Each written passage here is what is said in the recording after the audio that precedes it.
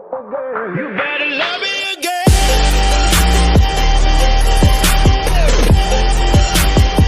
You better love me again.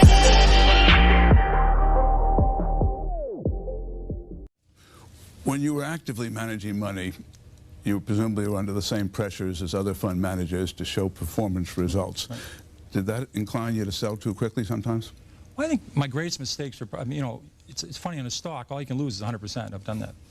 But your great mistakes is selling a good company, and then it doubles, then it triples, and it quadruples. Because you make a lot of mistakes, and so those ones that go up tenfold, I call them the 10 baggers.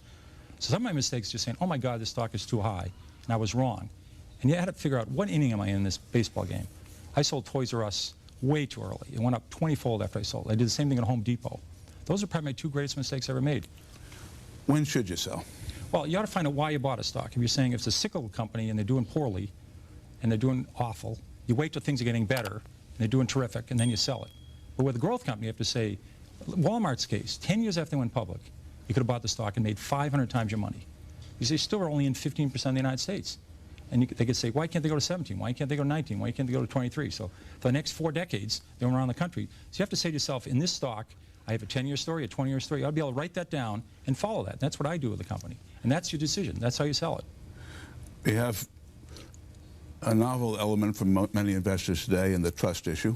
Yes. We also have security problems that we didn't traditionally have in America. Have they changed the way you pick and believe in stocks? No, you still buy a company, and you buy a company to grow. And if it's a textile company or it's an electronics company or software company, you better understand what they do. And if they do well, the stock will do well, no matter what happens to the market. If the Dow Jones today was 1,000 or 500, you would have made a lot of money in McDonald's. You would have made a lot of money in Johnson & Johnson. You would have made a lot of money in Gillette. These companies' earnings have gone up a lot the last 30 years. And if the market was 50,000, you would have lost money in Burlington Industries. I recommended that in 1969. I think it's gone from 34 to 2 with no stock splits because their earnings have been terrible. Well, your modesty actually makes an important point, which is people with the best batting averages in the world don't bat 1,000. Yeah. I sometimes get angry mail, particularly during bear markets, saying so-and-so recommended such and such and it went down. Yeah. Well, how often did you come up with a clinker? Well, this is a funny business. You don't have to be right even 5 times out of 10. If the times you're right, you make a double and triple. It offsets all those times you lose 20 or 30%. So when you buy a stock, you ought to say to yourself, how much can I lose and how much can I make? And you ought to be able to make a lot. Because stocks are risky. I mean, look at how much we lost on AT&T. Look how much we lost on Xerox. These were quality companies. You know, you could lose a lot in a stock. So you got to say to yourself, how much can I make? Because I want to buy a stock, if I'm right, I'm going to make a double or triple. Does your own confidence ever get shaken?